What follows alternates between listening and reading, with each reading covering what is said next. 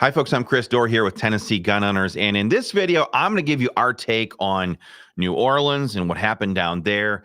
But I'm going to do it in a little bit more of a broad context. So it'll only take a few minutes, hopefully. And I'm just going to jump right into it. You know, it's easy sometimes for us to fall into the idea that our mission to defend and expand the Second Amendment here in Tennessee is somewhat academic. It's important, yes, for most people. But I think that a lot of times people subconsciously believe that the outcome of the bills that we're pushing or opposing, Bill Lee, in Nashville doesn't have that much impact on our daily lives. And I understood why people have thought that in the past. Our country has been coasting for my entire life on the social blessings of peace and prosperity that our Christian heritage and the hard work of our forefathers accrued to this country. For the most part, violent crime could be avoided by simply not going or straying into certain neighborhoods after dark.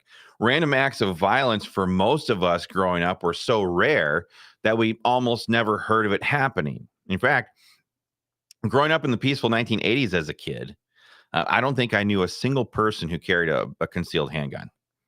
It was so unnecessary that people just never even thought about doing it.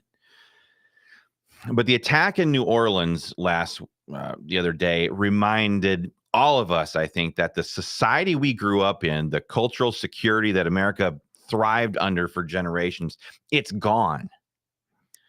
For many, the Second Amendment is taking on a whole new meaning, and it should. Today's America is completely unrecognizable to what it was 10 years ago, let alone when we were growing up.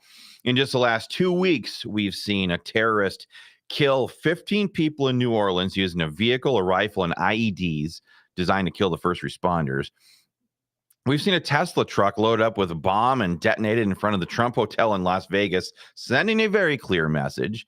We've seen a foreign criminal illegal light a woman on fire in a New York City subway, murdering her, then just sitting down on a bench and watching her while she burned alive. We've seen a violent thug in New York City who was released from prison despite multiple attempts to sexually assault women. He pushed a man into an oncoming subway train for no reason whatsoever. We saw a 14-year-old boy tied to a tree and disemboweled in Seattle by a 17-year-old monster who was released from custody by a judge, even though he faced criminal charges of armed robbery. I could go on and on and on. And it's not just happening in New York City or the blue states either. Just a few months ago, in my home state of Iowa, in far northwest Iowa, deep in Norman Rockwell country, a man was arrested in this tiny town of Hull, Iowa for on 2 accounts of attempted murder and arson for stabbing 2 men, then setting fire to the house in order to try to burn the evidence. It's almost unbelievable, but it's not. None of this is an accident. Everything we are witnessing today is the result of a carefully coordinated effort to open up America's borders and let tens of millions of unvetted criminal illegals pour into our country. And in that massive number of people are some who hate our country and hate our Christian heritage and who are determined to attack us. By the way, this hate, these attacks, they've been going on for millennia, just in other countries where we can't see them. And of course, the FBI and every national law enforcement and intelligence agency has been completely complicit in every little bit of this. Our federal law enforcement agencies can't see a sniper on a sloped roof in Butler, Pennsylvania, of course. They deny the New Orleans attack was terrorism. They've refused to secure our borders, but they're excellent at harassing hurricane victims in North Carolina and East Tennessee here. They get bang-up reviews for terrorizing angry parents at local school board meetings. And, of course, they're renowned for locating a peaceful J6er 1,500 miles away in just a few hours. Now, it's my hope that President Trump can deal with these federal agencies, at least for a few years here. But there are tens of millions of criminal illegals already here. We've all seen the news reports out of Nashville. And even if 99% of them are not here to attack Americans, the 1% who are capable of carrying out attacks unlike anything we have ever seen before. So let me recap this just a little bit here. We have tens of millions of criminal illegals in our country that are unvetted, many of whom are known to be violent criminals already. We have federal law enforcement agencies that are more interested in harassing the American people than doing anything to stop violent criminals. We have an entire justice system, and there's definitely air quotes there, that's filled with liberal and degenerate judges who release murderers, rapists, and other violent psychos out onto our streets on a daily basis.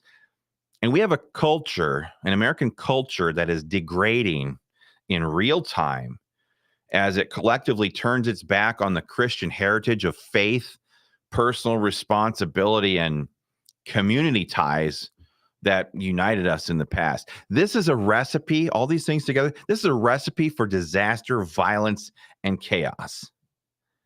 And the attacks that we've seen over the last few days will, I fear, likely only increase in frequency and severity once President Trump is sworn in. I dearly hope I'm wrong on that. But this is where the Second Amendment comes in.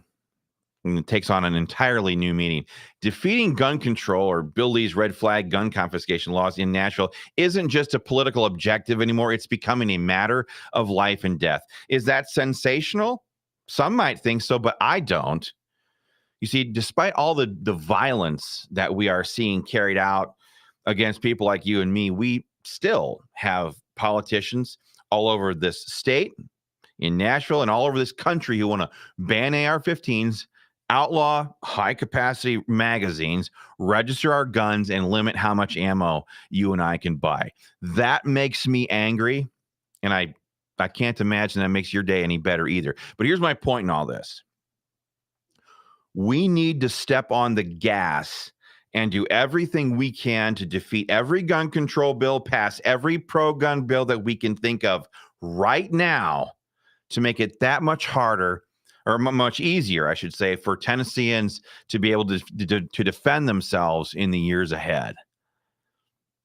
But don't hear what I'm not saying here. To be clear, to quote Joe Biden, let me be clear. I'm not saying that passing pro-gun bills and defeating gun control will solve the underlying problems. The solutions to these moral problems are not found in politics. That's why after the Nashville shooting, all the gun grabbers stood up and demanded a political solution to the obviously moral problem that trans shooter had. You can't find moral solutions in politics.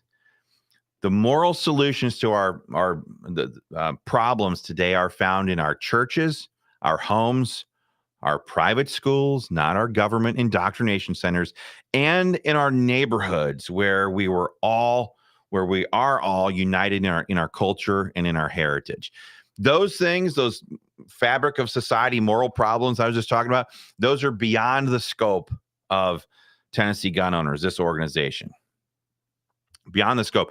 Our job is to make sure that the laws here in Tennessee absolutely preserve our right to keep and bear arms, because going forward, we're going to need those rights more than ever before.